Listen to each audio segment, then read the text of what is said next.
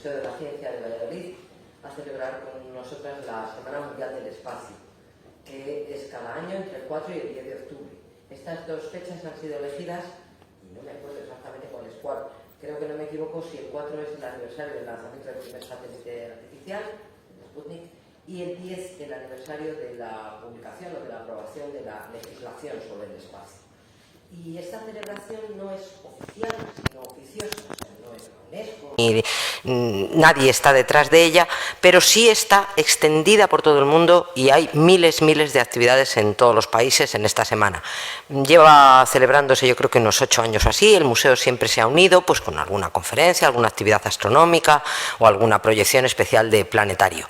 Cada año dan un lema al que nos podemos unir o no, y este año el lema es espacio y sostenibilidad, un lema bastante complicado, por cierto.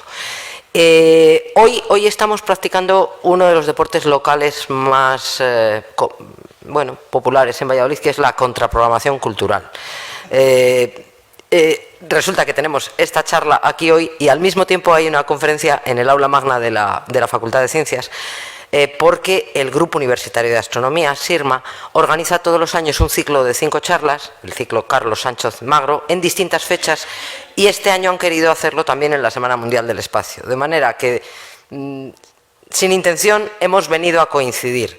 Es un poco una pena, pero ambas charlas van a quedar grabadas y, bueno, quien no haya podido estar en una o en la otra, evidentemente lo de la bilocación todavía no nos sale, yo lo ensayo mucho, pero mira que me hacía falta, pero no me sale, pues podrá ver las charlas en otro momento. Muchas gracias pues por haber venido, por habernos elegido. Un poquito de publicidad. Hemos inaugurado la semana pasada una nueva exposición temporal que se llama Los bosques ante el cambio climático, un futuro abierto. Es el resultado de un proyecto de investigación y de divulgación de la Escuela Técnica Superior de Ingenierías Agrarias del campus de Palencia, de la Universidad de Valladolid, y ha contado con financiación de la FECIT y otro montón de colaboraciones. Y es una exposición sobre el tema del cambio global, del cambio climático, que, como sabemos, es fundamental.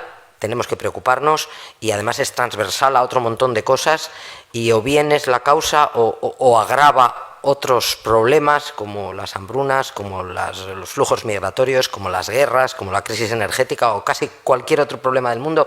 Al final tiene que ver con el cambio climático, así que no podemos obviarlo. Es una exposición que tiene muchos paneles muy interesantes, pero no demasiado densos, y también algunos puntos de interactividad, incluso 3 propuestas virtuales que no se pueden perder. La exposición que hay en la sala pequeña se llama Invasoras Acuáticas y ya está en su recta final, estará hasta mediados de noviembre o así.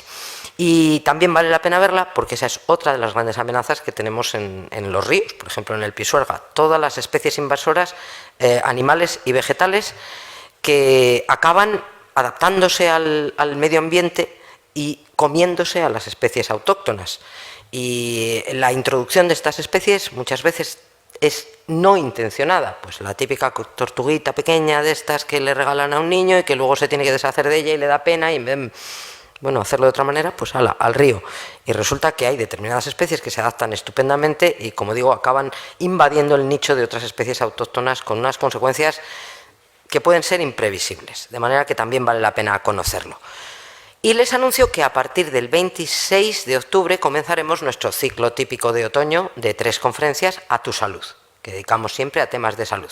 La primera de ellas será la doctora María Vallet Regí, que es una eminencia, es premio Jaume I de investigación básica y otro montón de premios y de doctorados honoris causa, y nos va a hablar de su investigación en unos materiales mesoporosos de sílice que sirven, por ejemplo, para luchar contra la osteoporosis. Es una muy buena noticia para las mujeres.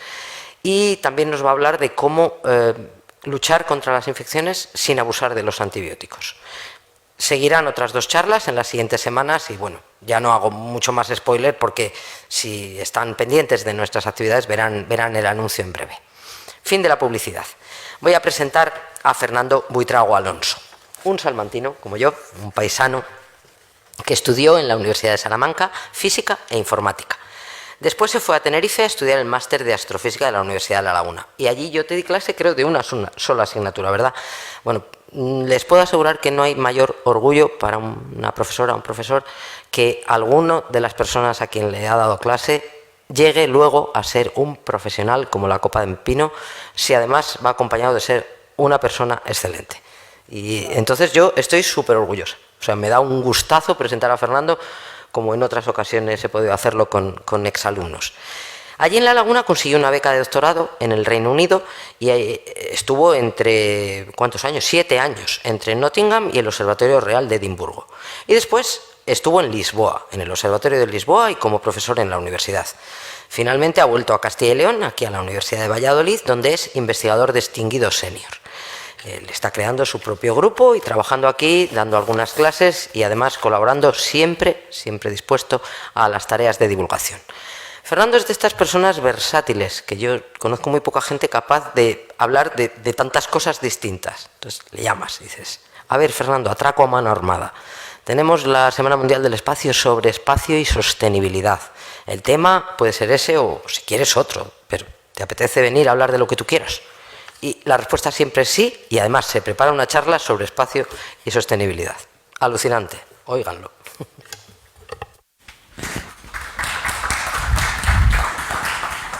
Pues muchas gracias, Inés. Sí, ahora sí. Y bueno, que sepan que el sentimiento es recíproco. Toda la gente que ha estudiado con Inés está enamorado de Inés. Y de verdad que lo digo en serio. Entonces, hoy vamos a hablar, eso, como decía Inés, que un tema que parece... El volumen quizás está un poquito alto, si me lo puedes bajar un pelo. Que vamos a hablar de dos temas que parece que son completamente diferentes. Por una parte de astronomía y por otra parte de sostenibilidad. Pero en la ficción como en la realidad todo está súper ligado. Y vamos a ver cómo lo que sucede a nuestro planeta está íntimamente ligado con lo que sucede a nosotros y también se puede poner en un contexto más allá en lo de todo el universo. O sea que verdaderamente aquí sí vamos a hablar. Sí que hay muchas razones por las que podemos hablar de esta sostenibilidad. Sin embargo, les voy a decir antes una cosa. Esta charla quiere remover conciencias. Lo que quiero decirles es, yo lo que espero con esta charla es que ustedes salgan de una manera diferente a como han entrado. Pero solamente nos vamos a referir a hechos. Voy a dejar muy claro lo de cuando sea opinión o cuando es una cosa factual.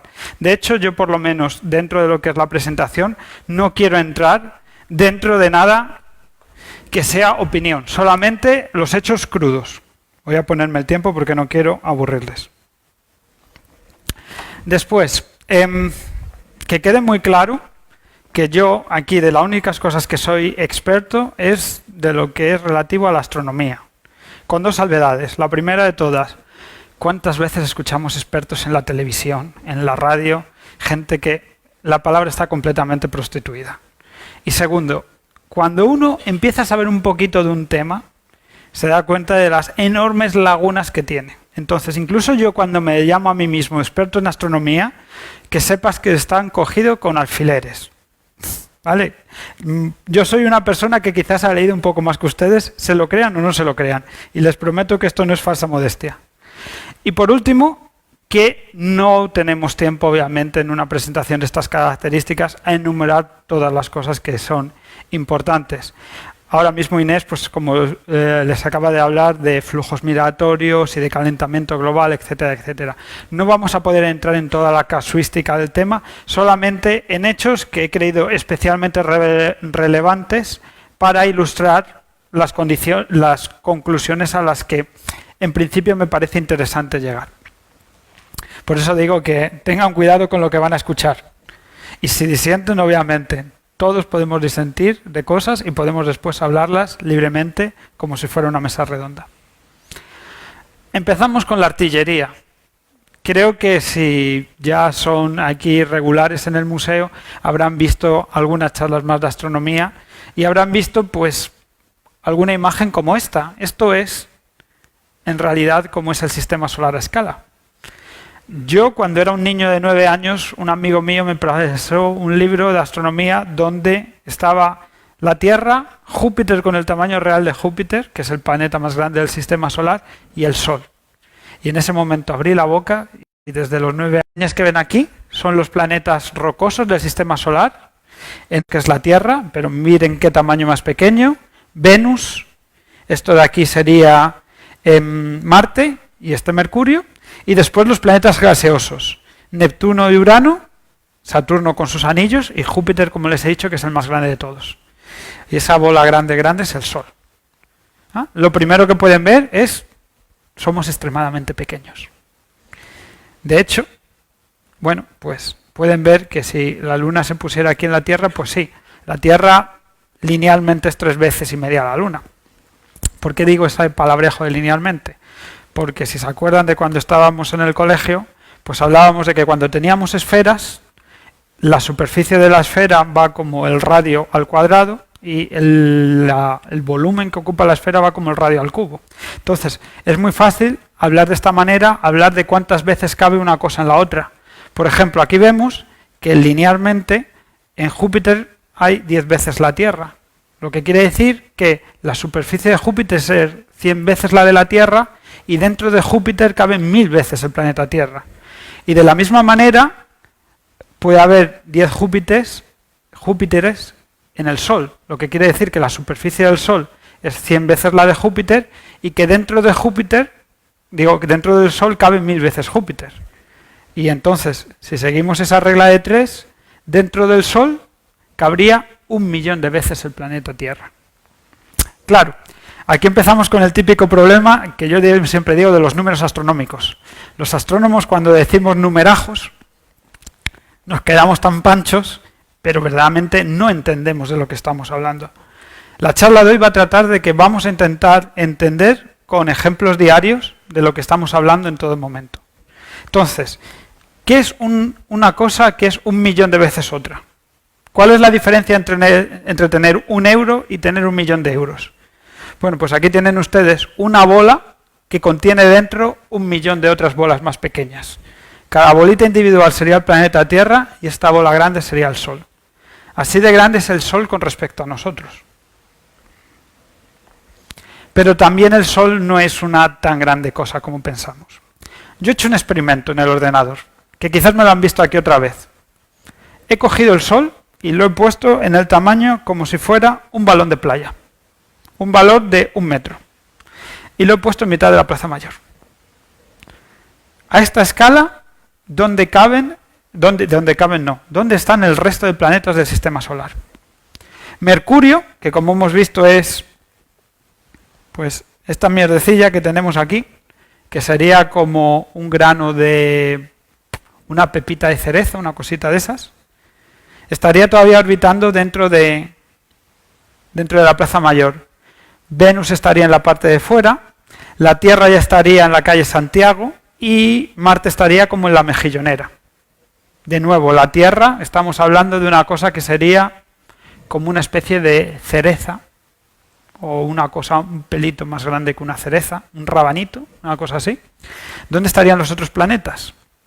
Bueno, pues la naranja, que sería Júpiter, estaría orbitando en Campo Grande.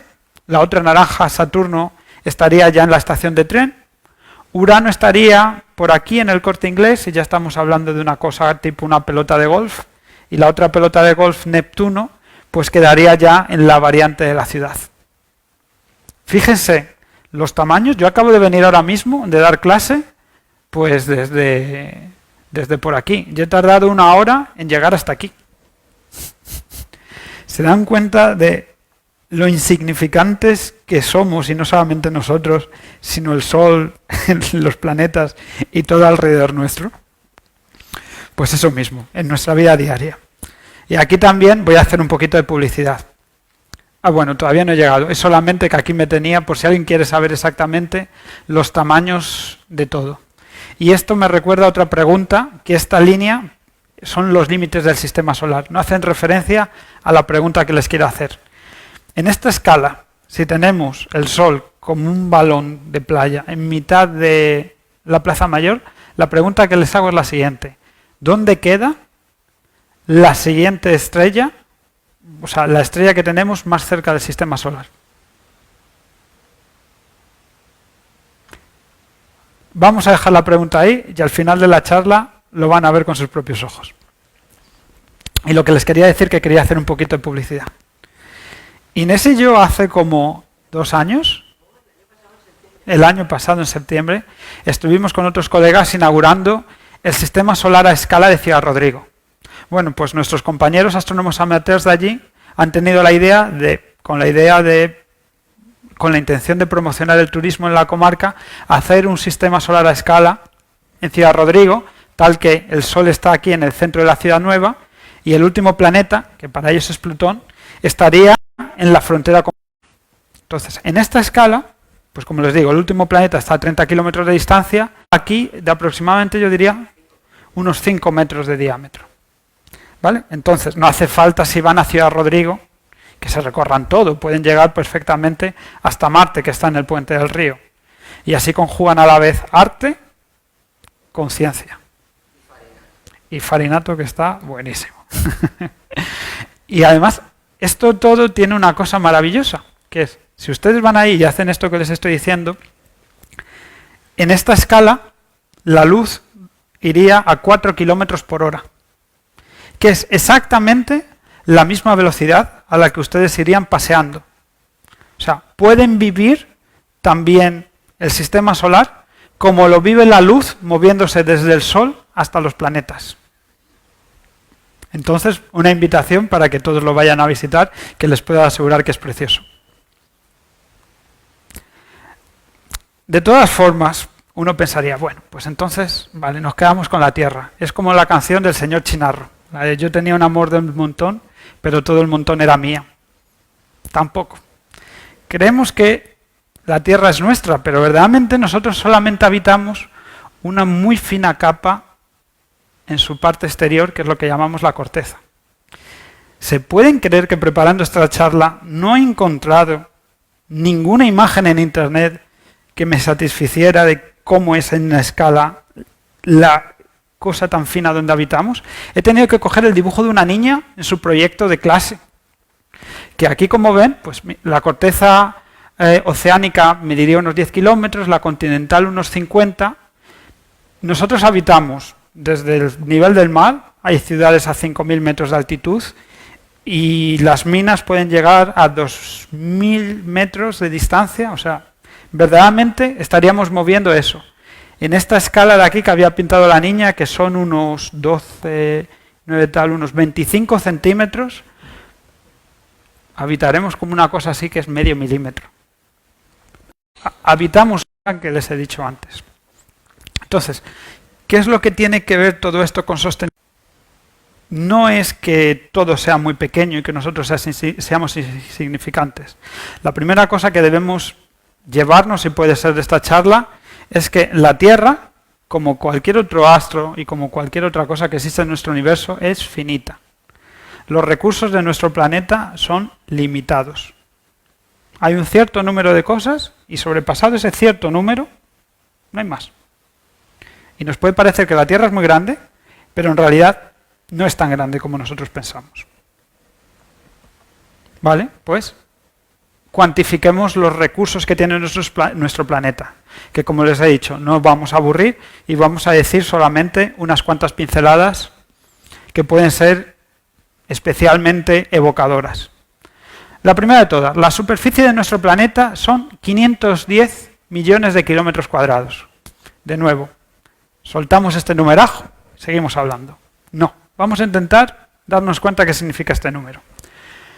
Nuestro país tiene algo más de medio millón de kilómetros cuadrados, lo que viene a significar que la superficie de nuestro planeta Tierra es 1000 veces España aproximadamente. Nosotros vivimos en España, pero todo lo que hay, todos los planetas, Estados Unidos, China, África, tal, en total contabiliza 1000 veces España. Pero nos han enseñado desde la escuela también que las 2/3 partes de nuestro planeta están recubiertas por agua. No exactamente, un poquito menos todavía, o sea, la Tierra es un poquito menos que esto. Si fuera una tercera parte, la Tierra sería 33%, si fuera la cuarta parte sería 25%, en realidad es el 29% son continentes y todo el resto es agua. Esto viene a ser 150 millones de kilómetros, o en otras palabras, 300 veces España. Todos los países del mundo son 300 veces España. De esas 300 veces España, el 71% de esa tierra es habitable. Les pido perdón por haber sacado esto en inglés. Un 10% son glaciares, típicamente lo que hay en Groenlandia y lo que hay en la Antártida. Y un 20% de tierra es tierra que no podemos habitar, bien porque sean picos, bien porque sean desiertos, etcétera, etcétera. Ya aquí ya tenemos 100 millones de kilómetros cuadrados, 200 veces España. De esas 200 veces España, 100 veces España son terrenos para la agricultura. Un 37% son bosques y las otras cosas son o bien monte bajo, o bien ciudades, o bien agua dulce. Con lo cual nos quedamos que 100 veces España se destina a la agricultura y de esas 100 veces España, que sepan que más de las 3/4 partes se usa no para comer nosotros, sino para que coman nuestros animales. A mí esto también me gustaría que nos hiciera reflexionar un poco de ¿verdaderamente es necesario dar tanta importancia a la carne? La mayor parte de nuestras calorías vienen de este 23% que se usa para la agricultura que nosotros comemos. Cuando hemos dicho muchas veces que comer carne puede ser peligroso, se dice principalmente por esta razón. ¿Y cómo es esta superficie de nuestro planeta en comparación con otros astros? Acabamos de decir hace un momento que nuestro planeta Tierra es el planeta rocoso mayor. Será muy pequeñito, pero es el mayor de todos. Pero esta discusión es particularmente hiriente cuando escuchamos noticias en la televisión tipo o en internet o en la radio. Vamos a conquistar la Luna, vamos a conquistar Marte, no hay ningún problema porque allí vamos a tener de todo. Pero es que la Luna, Marte, cualquier otro planeta donde nosotros podamos poner pie o satélite son muy, muy, muy pequeños. Miren, por ejemplo, nuestro planeta, el equivalente a la Luna sería este trocito de aquí, que como ven toda la Luna es como Sudamérica, solamente como Sudamérica. Venus es nuestro equivalente, nuestro planeta gemelo, sin embargo, ya sabrán que Venus a día de hoy es completamente inhabitable, hace una temperatura de 400-500 grados en la superficie, ahí no puede pisar un hombre. Marte sería un poco mejor, pero Marte viene siendo como África y Asia juntos. Y después todas las otras cositas, pues como ven, son muy pequeñas. Las lunas de Júpiter, Europa hoy hemos obtenido la imagen más cercana nunca antes hecha de este satélite helado del planeta Júpiter, que está rodeado de hielo de agua, pero como ven, sea como sea, es algo extremadamente pequeño y cualquier otra cosa, Plutón, Titán, etcétera, son cuerpos muy, muy pequeños. Verdaderamente los recursos de la Tierra casi son los recursos con los que contamos dentro de nuestro sistema solar. Entonces, otro concepto que ha sido muy hablado durante el pasado verano, porque por desgracia nuestra comunidad autónoma ha tenido un daño especialmente grave. Hablamos de los incendios.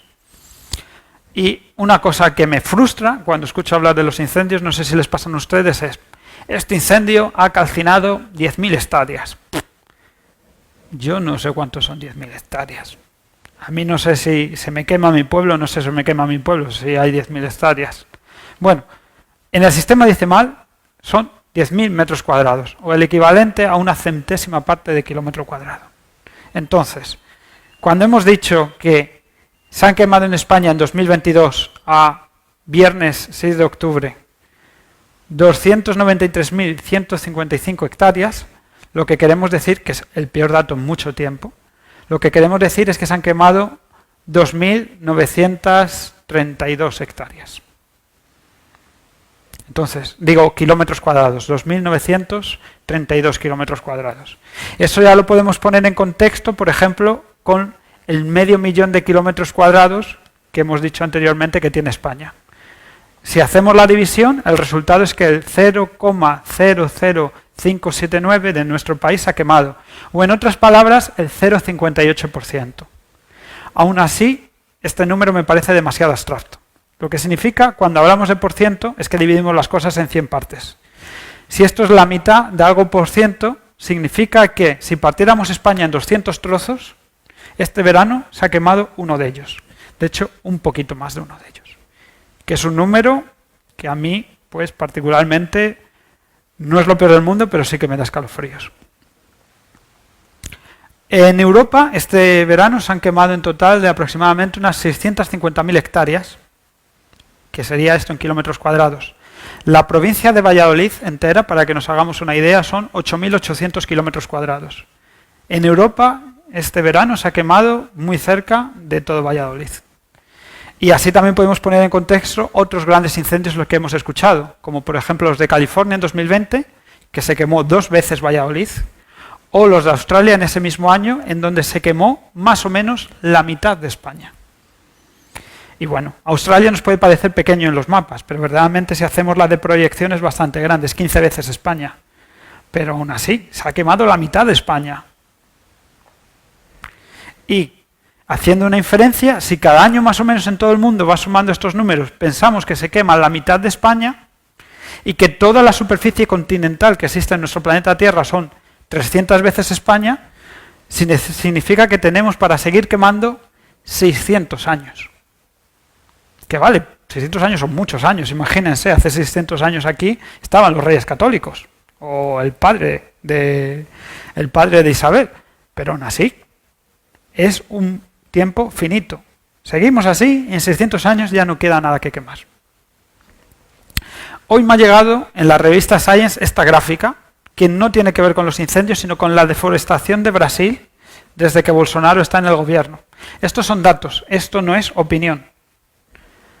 Y la escala de aquí que ven los números es miles de kilómetros cuadrados. Por lo tanto, este 9 de aquí es la superficie entera de la provincia de Valladolid.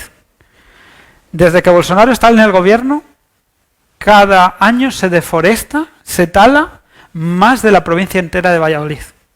Y no es que los otros gobiernos hayan sido súper buenos, pero este que tenemos ahora ha sido particularmente malo. Otro recurso que sabemos que no tenemos todo el que quisiéramos, agua. No sé si han visto alguna vez cómo sería la Tierra sin que tuviéramos agua alrededor. Todos los mares del mundo y todo el agua que tenemos en nuestro planeta estaría en una bola así, que si se dan cuenta aquí en comparación con América del Norte es bastante pequeñita. No, pero es que esto también de todas formas sigue siendo irreal, porque yo no bebo agua salada, vamos bien de tiempo, yo no bebo agua salada, yo lo que necesito es agua dulce. Bueno, pues entonces me iría a esta bola más pequeña. Sin embargo, este agua dulce es irreal, porque como les he dicho antes, hay muchísima agua que está metida tanto en el polo norte como en el polo sur, como en los acuíferos subterráneos.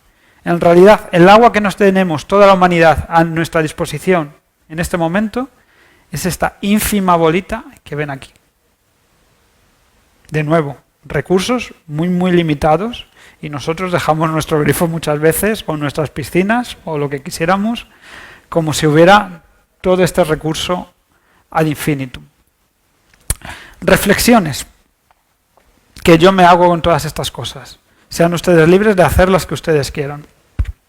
La primera de todas, hacemos siempre mucho hincapié en qué es lo que contamina más. No, es que viajar en avión no hay que hacerlo porque contamina mucho.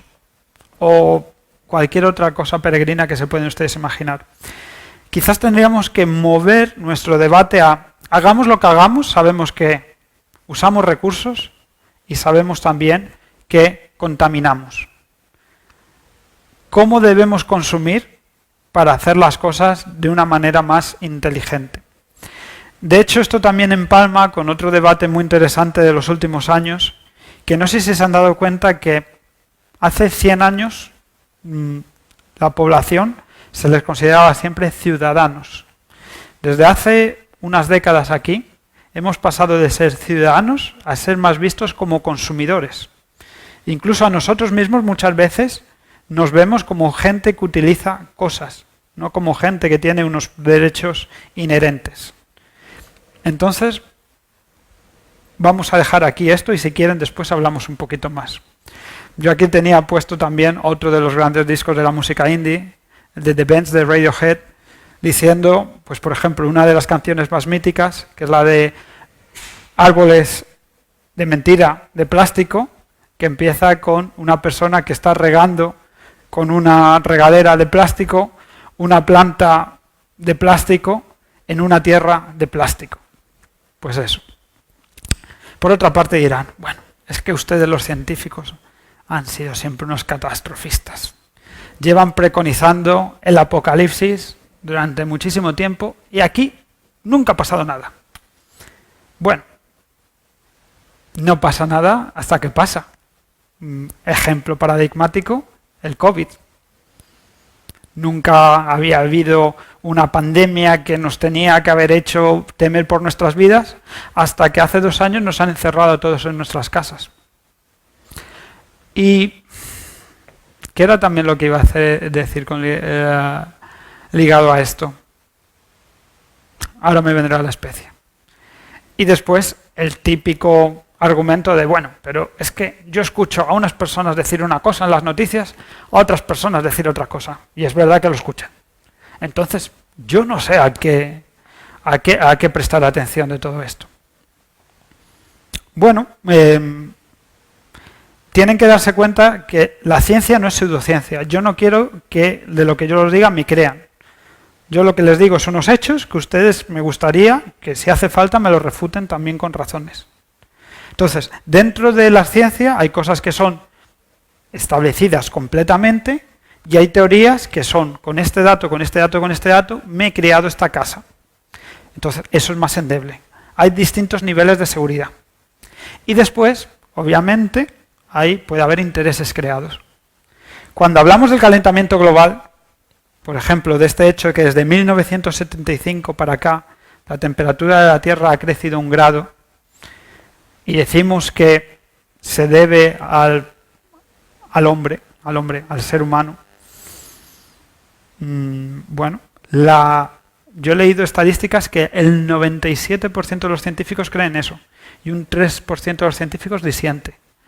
¿No han pensado que puede haber también científicos que son pagados por compañías o que tienen sus ciertos intereses creados para decir que eso no es cierto? Claro, si 2 científicos con la etiqueta de científicos salen en las noticias, uno dice A, otro dice B, es normal que el público en general... Y de nuevo, hay que permitir que todas las voces tengan su lugar. Porque si empezamos a decir, no, es que este tío es permítanme la expresión, un nazi porque dice una cosa, ¿cómo puede decir que esto no se debe al efecto del hombre? No, no, no, no, no, no. Todas las voces tienen que ser escuchadas y tiene que haber razones para apoyar lo que decimos, porque si no, si entramos en las opiniones, todos tenemos también el derecho a tener una opinión. Y ya me acordaré que era lo que quería decir, que se me ha ido la especie.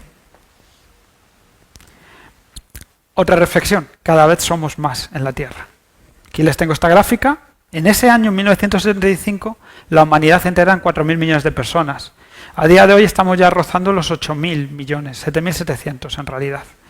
Entonces, es normal que estas personas, o sea, al haber más personas, se consuman más recursos. Digo más, el asunto es que cada vez queremos vivir mejor, y no solamente nosotros, sino el resto de personas. Entonces, ese agotamiento de recursos cada vez sucede de una manera mucho más rápida. Esto me recuerda con lo que les quería decir de catastrofistas.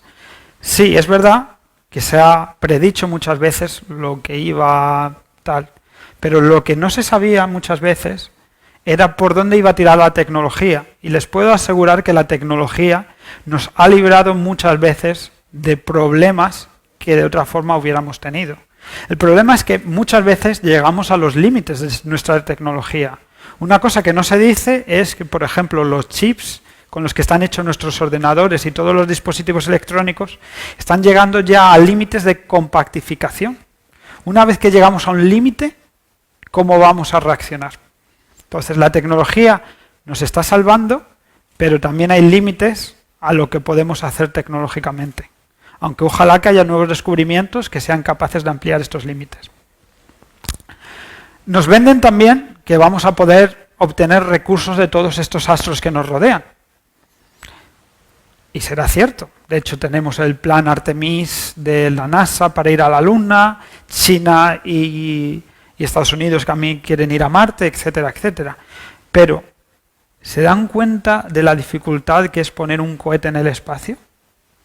Para poner algo en órbita, más o menos los astrónomos, la regla que nos hacemos es 1 kilo de peso, $1.000.000. Es costosísimo. Y aparte de eso, hay que estar trabajando en unas condiciones especiales, porque saben eso, que el espacio es muy frío, no hay presión atmosférica, etcétera, etcétera. Después, tienes que llegar a la Luna, a Marte, a donde ustedes quieran, y extraer esos recursos. A ver cómo metemos ahí una fábrica y extraemos exactamente el componente que quiero. Y por última parte, cogemos todo eso y lo volvemos a mandar a la Tierra. ¿Cómo lo aterrizamos? Son problemas que están muy lejos de estar claro en nuestra mente cómo tenemos que actuar.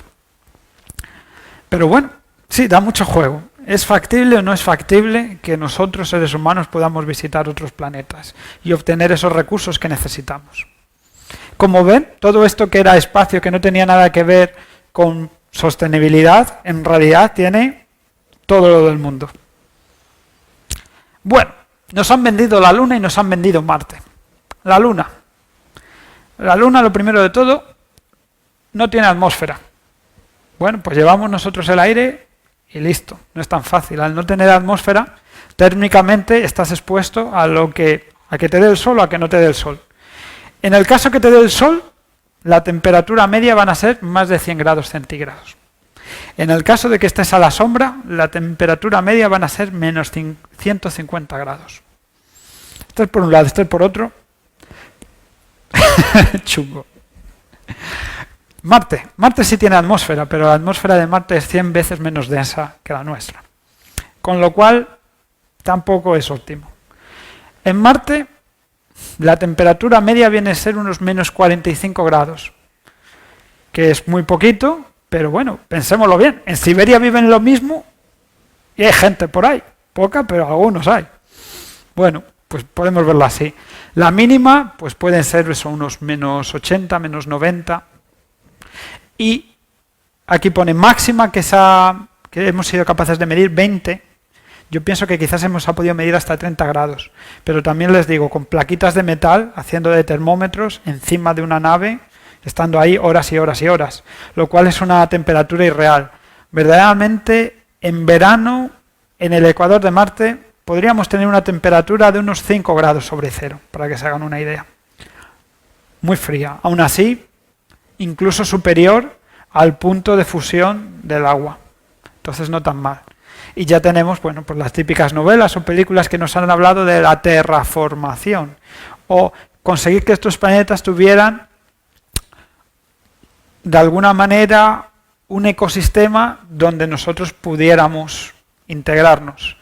La película está del Marciano, de hace 4 o 5 años, donde tenemos a Matt Damon plantando patatas en Marte.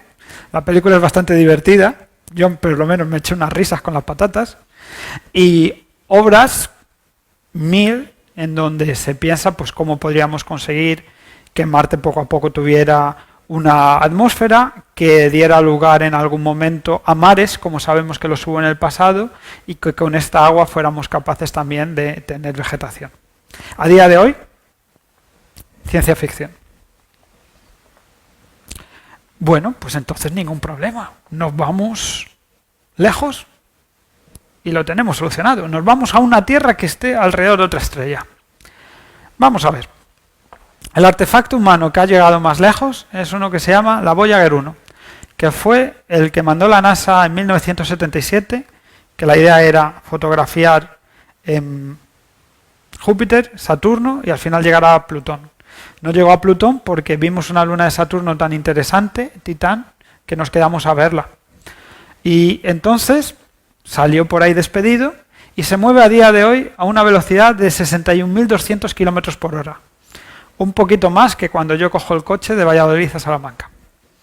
Solo un poquito. Se encuentra a día de hoy a 22.000 millones de kilómetros de distancia. Y si sigue así, en unos 17.000, 18.000 años llegará a los confines del sistema solar. Y queda para salir a 9 de Oort. Sí, en 17.000 años. Pero es que con esa velocidad tardaríamos en llegar a la estrella más cercana 77.000 años, a 61.200 kilómetros por hora. ¿Cómo ustedes hacen una máquina donde se metan ahí seres humanos y que sean capaces de sobrevivir 77.000 años? Ya no les digo esos mismos seres humanos, las tataranietos de esta gente. No tenemos, con perdón de la expresión, ni repajolera idea. Bueno, pues aquí les tengo puesto pues estos 17.000 años y cuando llegarían pues a Alpha Centauri, que es la estrella más cercana a nuestro Sol. Y después ya empieza a haber pues estrellitas también a distancias comparables. ¿Se acuerdan de lo que dijimos al principio de la charla de si ponemos el Sol como una bola de playa en mitad de... Ahora les voy a decir, si pusiéramos el Sol así como una bola de playa en mitad de la Plaza Mayor de Valladolid, la estrella más cercana estaría a 30.000 kilómetros de distancia. La Tierra, si la circunnavegamos, son 40.000 kilómetros. Lo que les quiero decir es que nos tendríamos que ir a las antípodas y todavía volver a la mitad para llegar a la estrella más cercana. Como ven, no es factible. Y aquí tienen pues, a nuestra querida Voyager 1. Esta estrella, Alpha Centauri, la más cercana a nuestro Sol, no se preocupen, no la conocen porque es solamente visible desde el hemisferio sur. En realidad no es una estrella, son 3 estrellas juntas, es un sistema estelar de 3 estrellas. Alpha Centauri A, B y una enana roja muy pequeñita, que de hecho es la que está más cercana a nosotros, que se llama Próxima Centauri. De hecho hemos descubierto que hay un planeta como la Tierra orbitando mucho, mucho más cerca de esta estrella. Bueno, pues entonces decimos, pues se acabó la historia. No, ese planeta está tan cerca de su estrella que no puede ser habitado. Falso. Porque como la estrella es mucho más pequeña, emite mucha menos radiación, e incluso a esta distancia, que es muy diferente a la que nosotros orbitamos del Sol, nosotros estamos a 150 millones de kilómetros, mientras este planetita está a 7, esta estrella, este planeta tiene las condiciones para ser habitable, debido a que, como les digo, su estrella es mucho más pequeñita, aunque esté mucho más cerca. Y el descubrimiento de este planeta fue hecho por un astrónomo español. Y de hecho ya sabemos que incluso en este sistema hay más planetas por ahí. Si ustedes son como yo unos amantes también de la ciencia ficción y todas estas cosas nos gustan, la saga de libros de ciencia ficción que ahora mismo ha comprado los derechos Netflix más famosa en el último lustro, les diría yo, se llama El problema de los 3 cuerpos, del autor chino Cixin Liu, y trata sobre que queremos ir allí y que además estos planetas están habitados. De verdad, parece que es interesante lo que les he dicho, pero si leen los libros es mucho más que todo esto. Y esto raya con uno de los últimos conceptos que queremos hablar. ¿Media hora llevamos? Sí. Que se llama la zona de habitabilidad. En nuestro sistema solar, este es el Sol, estos son los planetas. En esta franja azul es donde tendríamos las condiciones de temperatura tales de que podemos tener agua en estado líquido. Si en vez del Sol tuviéramos una estrella más grande, esta zona de habitabilidad se desplazaría a distancias más lejanas, porque esa estrella es mucho más luminosa y por tanto, si estamos tan cerca como la Tierra, nos achicharrearíamos, tendríamos que irnos más lejos. Y como les había dicho con Próxima, si la estrella es más pequeñita, esta zona de habitabilidad, donde el agua es líquida, es más cerca de la estrella porque su luz y su calor son más débiles. Y hay otro concepto muy interesante en astrofísica que se llama la ecuación de Drake. La ecuación de Drake nos viene a decir cuántas civilizaciones tiene que haber ahí fuera. O sea, hombrecitos verdes intentando hablar con nosotros. Esto lo que les estoy diciendo es ciencia, no es ciencia ficción. ¿Cuál es el problema que tiene todo esto? Bueno, lo primero de todo que sabemos el resultado. A día de hoy no hemos visto hombrecitos verdes. Ni en los programas de Iker Jiménez, ni en los telescopios que tenemos nosotros, ni nada de eso. Entonces, el resultado final es 0. Pero aquí tienen pues, los distintos factores que entran en juego, que es siempre una multiplicación y es siempre una multiplicación de números decimales. Lo que significa multiplicación de números decimales es añado más números y cada vez tengo algo más pequeñito, porque estoy multiplicando por tantos por ciento, como habíamos hecho antes, por trocitos pequeñitos. Entonces, El número de civilizaciones inteligentes que hay ahí que quieren hablar con nosotros tienen que ver con cuántas estrellas se crean en nuestra galaxia, de estas estrellas cuántas tienen planetas, en cuántos planetas podríamos tener una zona de habitabilidad, en cuántos de ellos la vida ha empezado, y así sucesivamente hasta que se desarrollen pues, las tecnologías adecuadas para la comunicación con ellos.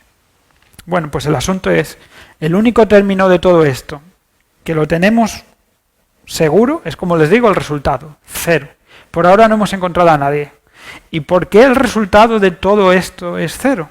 Bueno, pues podría ser porque existe un impedimento que llamamos el gran filtro, que hace que no exista ninguna civilización que sea capaz de llegar a un estado de evolución tal que sea capaz de querer comunicarse de una manera factible con otras civilizaciones. En otras palabras, puede ser que toda civilización que se desarrolla llega a un momento en que consume todos sus recursos, como nos puede pasar a nosotros, y que al consumir todos esos recursos sea incapaz de desarrollarse más y sea capaz de decir estoy aquí, estoy vivo, a todo el resto de posibles vecinos. Esto que también nos puede sonar a ciencia ficción tiene su máximo exponente en la civilización que se desarrolló en la isla de Pascua. Fue una grandísima civilización, pero llegó un momento en que, como es una isla que está aislada en mitad del Océano Pacífico, toda la madera que tenían la usaron. Y a partir de ahí no podían ni siquiera coger un barco para intentar pescar o irse a otros sitios.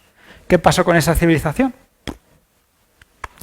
Cuando llegaron, creo, los conquistadores, creo que encontraron 20 personas vivas, una cosa así, en una isla que fue capaz de erigir esos Muay Thais, esas estatuas estupendas con las cabezas de gente. Por tanto, nos quedamos con un par de ideas, y si eso, la primera de todas es que, como decía el título de esta presentación, plan ETA B parece que no existe, o por lo menos con la tecnología actual no podríamos ir a otro planeta. Y de nuestro sistema solar, aunque podamos hacer cosas, y ojalá que las hagamos, poco. Por ahora los gobiernos es más por ponerse una medallita, yo diría, en mi opinión. Que en un mundo de recursos finitos, como el que les he dicho donde vivimos, pensar como se piensa muchas veces económicamente en un crecimiento infinito es falso. De hecho, todas estas ideas bonitas de tenemos que intentar hacer las cosas más sostenibles en el mar, en la tierra, intentando que todo el mundo coma, que todo el mundo tenga derecho a una educación y a una sanidad básica, están recogidos en la agenda de las Naciones Unidas para el fin de esta década. Pero por ahora son todo buenas palabras y lo que necesitamos son pasos de nuestros gobiernos en esa dirección. Y no me gustaría sino terminar esta presentación no con un pesimismo y con salir de aquí todos diciendo, vale, pues ¿en qué sitio nos ha tocado vivir? ¿O dónde vamos a dejar, qué es lo que vamos a dejar a nuestros hijos y a nuestros nietos? Me gustaría quedarme con, bueno, primero, nos tenemos que poner las pilas ya, pero me gustaría quedarme con un pensamiento de Teresa de Calcuta. Porque claro, es muy fácil en este momento decir cualquier cosa que yo haga en comparación con lo que puede hacer un gran gobierno, tipo China o Estados Unidos, esto no va a ningún sitio. Bueno, a mí me gustaría ser un poquito más positivo y por lo menos que no recaiga en mi conciencia no haberlo intentado. Y esto también entronca también con nuestro pensamiento cultural que me gusta mucho y que yo veo mucho últimamente en que la gente no hace autocrítica de sí mismos. A mí me parece que todos tenemos que intentar ver en qué podemos mejorar las cosas que nos han sido dadas. Y la frase de Teresa de Calcuta es esta. A veces parece que todo lo que hacemos es solamente una gota en el mar, pero es que verdaderamente el mar, si no tuviera esa gota, sería menos cantidad de mar. Muchas gracias por su atención.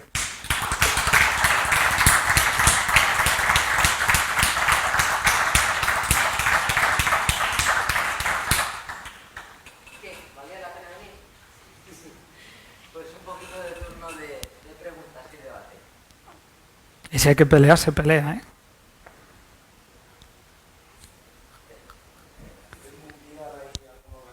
Un momentito. para que la gente en Internet también pueda escucharnos. Sí, buenas tardes, muchas gracias por tan brillante exposición. Iba a decir, a nivel nacional, a nivel mundial, aparte de Naciones Unidas, ¿hay algún tipo de organismo o que lidere este tipo de problemas o soluciones a largo plazo, corto plazo? Como he dicho, en todo lo que no sea astronomía no puedo hablar ex cátedra, ni incluso en astronomía, que yo sepa. Lo que a mí me ha llegado, que soy una persona que medianamente me interesan estos temas y que intento leer, no. Después tenemos las organizaciones no gubernamentales, tipo por ejemplo Greenpeace, pero sabe que muchas veces cuando hablamos de estos locos ecologistas que nos impiden hacer cosas, pues hablamos con ellos de una forma peyorativa. No dudo que a veces quizás podamos estar pasándonos de rosca en cosas, pero verdaderamente ellos muchas veces son las voces que nos ayudan a recordarnos que esto no va tan bien como nosotros pensamos que va.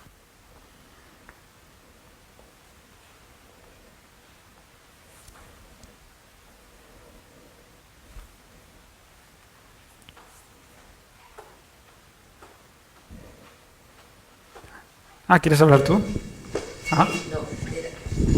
Era un comentario sobre lo que ha preguntado el señor, porque efectivamente como organización de ámbito mundial, y pues está la ONU, claro, pero también se dice eso de piensa global y actúa local, ¿no?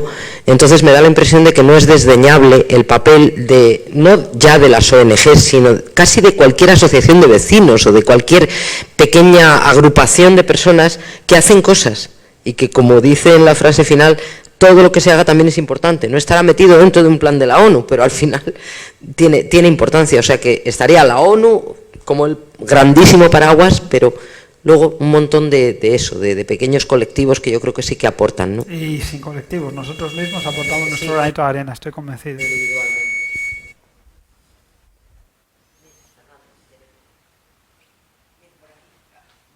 Aunque pasemos por medio, no pasa nada.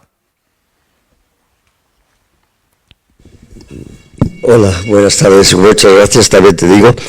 Y te quería preguntar, o quería decir aquí, que me parece que el problema que tenemos nosotros los españoles es de educación. Es decir, educarnos en esto es mucho más difícil que el intentar que por el miedo a lo que pueda pasar hagamos algo. Más o menos eso es lo que quiero decir. La cultura del miedo estamos todos de acuerdo que es malo. Porque las cosas si se hacen por miedo o si se hacen por represión, al final no van a salir. Por eso digo, creo que la oportunidad hoy que hemos tenido de hablar de una cosa como aliciente para atraer a la gente de astronomía, pero de hablar de algún problema más local, pues nos ayuda a tomar conciencia. Y verdaderamente, la primera idea era de hablar de los grandes números, no... Pero es que todo es que verdaderamente está interconectado. Uno empieza a escarbar y encuentra... Entonces, cuando tenemos los hechos y cuando nosotros los científicos intentamos llevar los hechos a la gente, no dando charlas, sino como he dicho, intentando ponerlos en nuestra vida diaria, creo que ahí tenemos el poder de cambiar las mentalidades.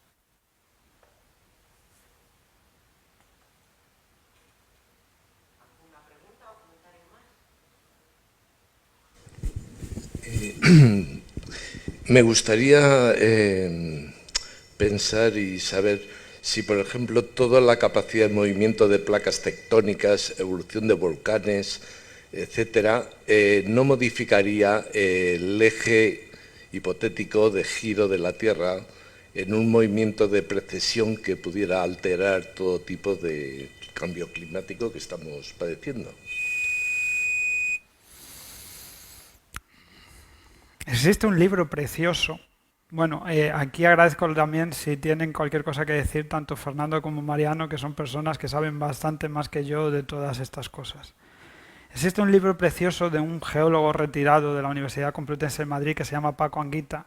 El libro se llama Biografía de la Tierra. Se lo puede usted descargar gratis en PDF en Internet.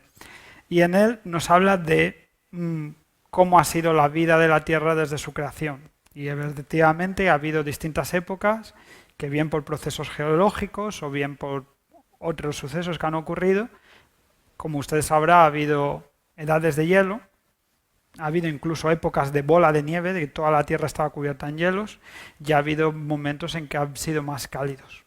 Entonces, efectivamente, en grandes periodos de tiempo, en tiempos de periodos geológicos, cosas como las que me está contando podrían llegar a ocurrir. Claro, estamos hablando en escalas de millones de años. Calentamientos como el que le he dicho ocurren en décadas. 1 millón de años es 1 millón, ¿se acuerda de la bola y tal? Y esto estamos hablando en 10. Entonces, verdaderamente, ante la situación que tenemos ahora, pensar en esas coordenadas no nos ayuda de una manera inmediata. Puede que dentro de un tiempo ocurran cosas, pero ahora mismo estamos jugando con las cartas que nos han venido dadas ahora.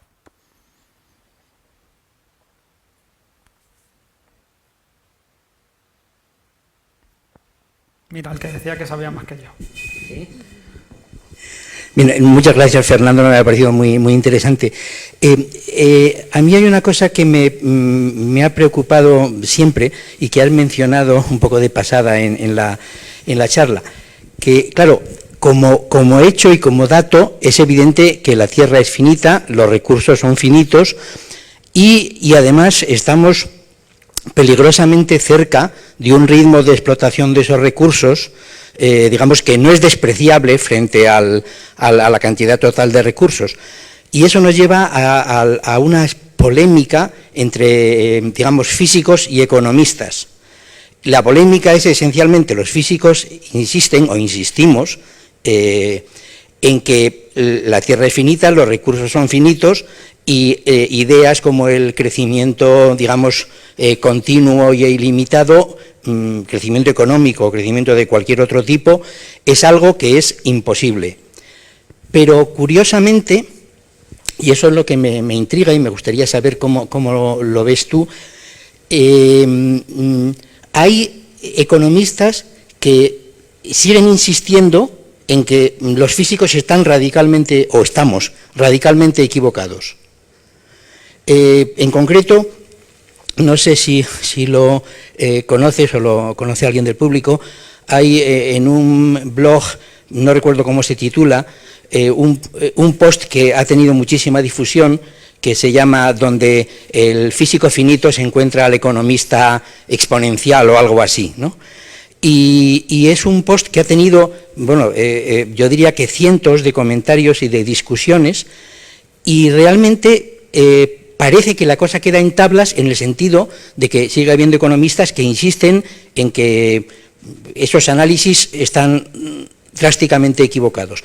Mi pregunta es, ¿qué es lo que, digamos, deberíamos hacer, los que estamos convencidos desde una visión puramente materialista y puramente, digamos, finitista, de que lo que no puede ser y además es imposible?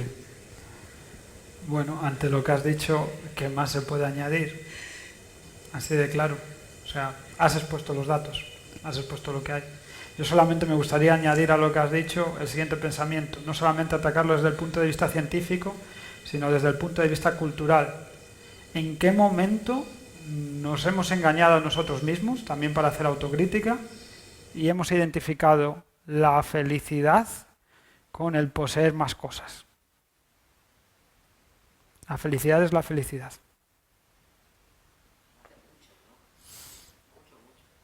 Yo no necesito, o me gustaría pensar que no necesito 3 coches, 20.000 camisetas y 4 vacaciones en Bali para ser feliz.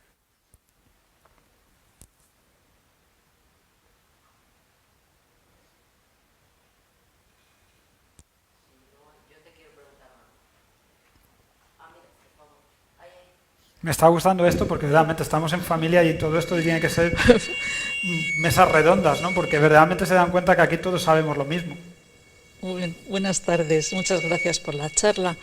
Yo quería solamente comentar a a la gente que está en este momento aquí, que tuve la oportunidad, me regalaron un libro que en concreto se llama Resistencia, narra las vivencias del astronauta Kelly, que son dos gemelos que viajan o han viajado periódicamente a la estación espacial.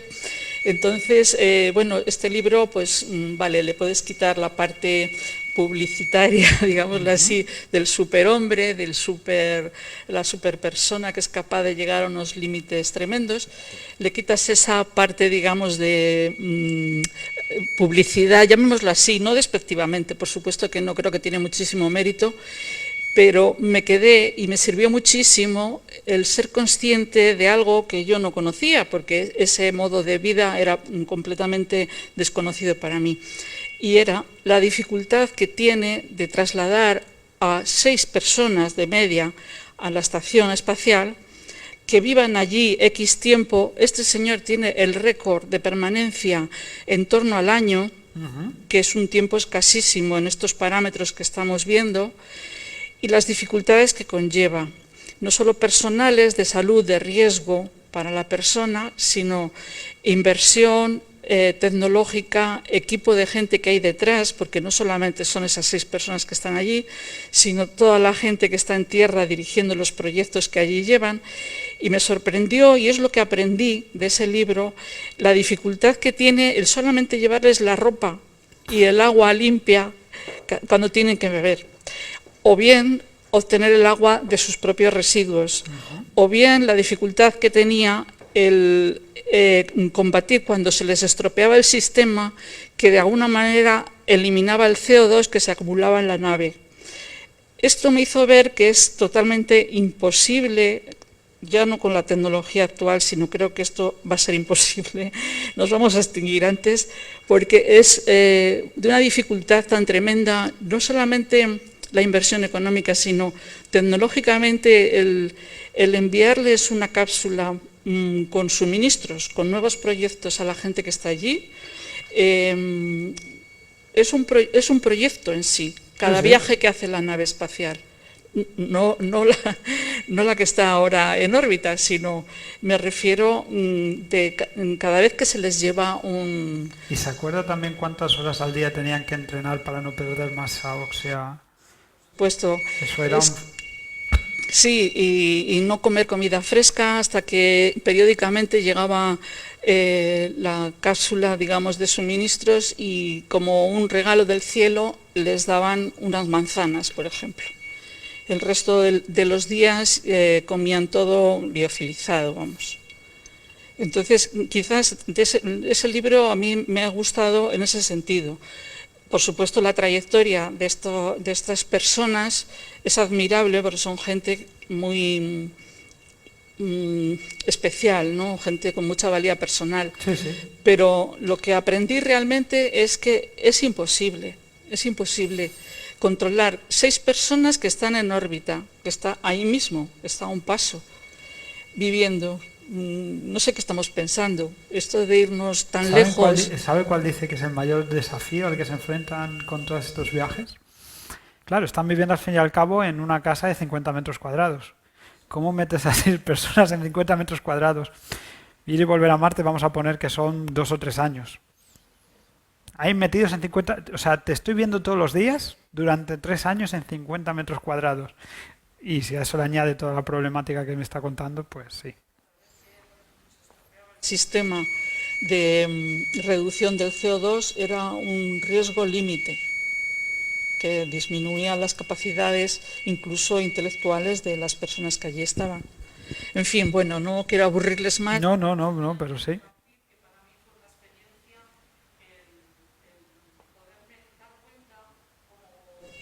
Persona humana, de que eso que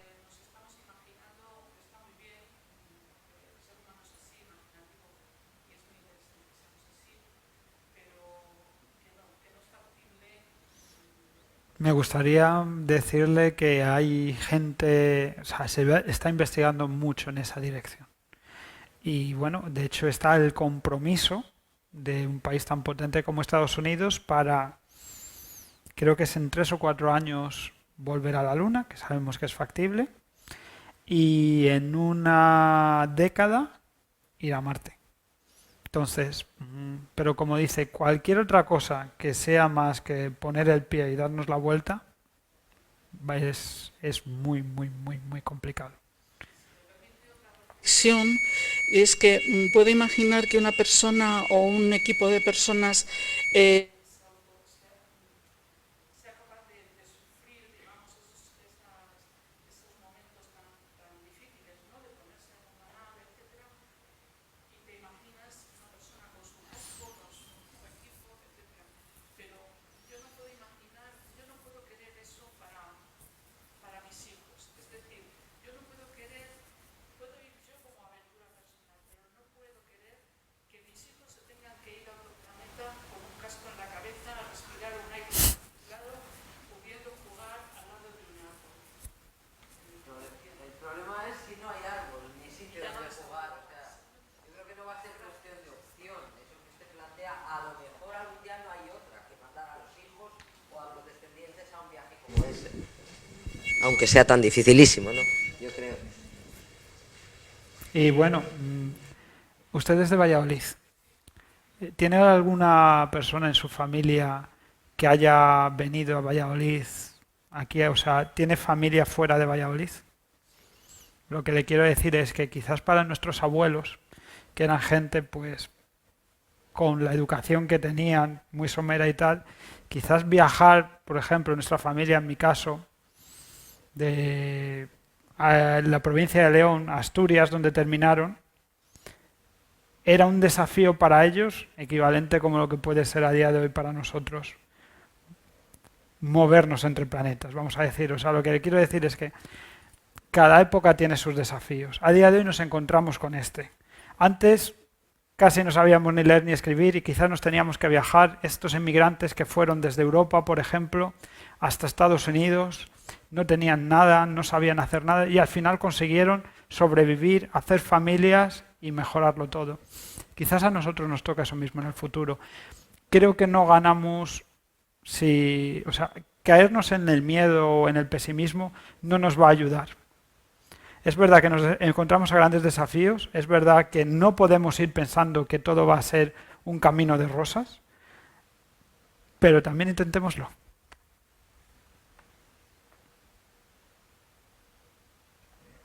¿Alguna pregunta? ¿Alguna pregunta o reflexión más? Sí. Se lo mandamos para allá.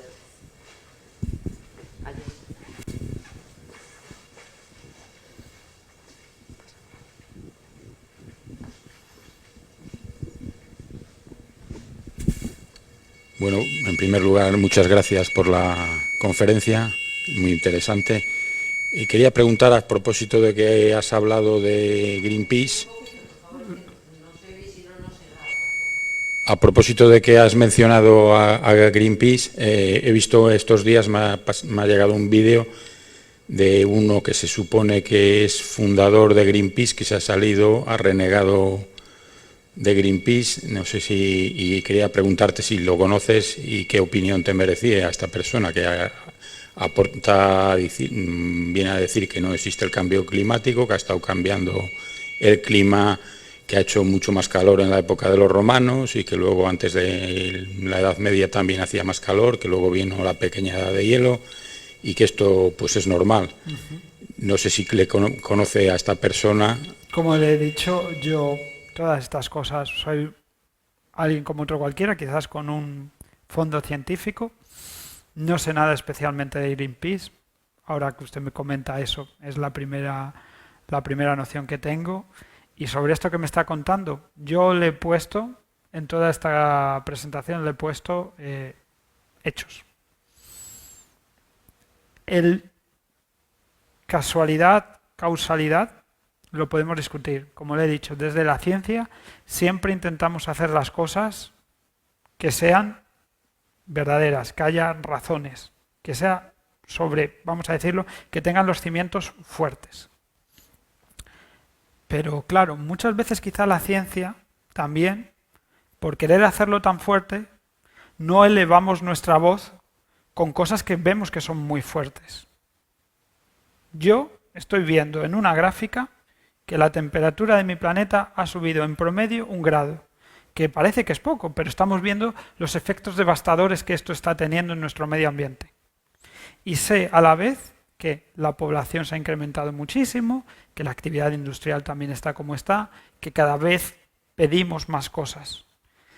Pues vale, no se lo puedo decir al 100% seguro que sea el ser humano el que está causando este calentamiento, pero que tiene todos los visos de que este es el caso, me parece que sí. Y que si esto es así, tenemos todos que intentar de alguna manera mejorar la situación. Una duda, pero era Podría simplemente... tenerla y estaría en su derecho. Simplemente era por si conocía a esta persona y qué opinión le merecía o que si podía tener algún interés en especial para hacer esa transformación de pasar de ser de fundador de Greenpeace a pasarse, digamos, al lado oscuro. Claro que sí.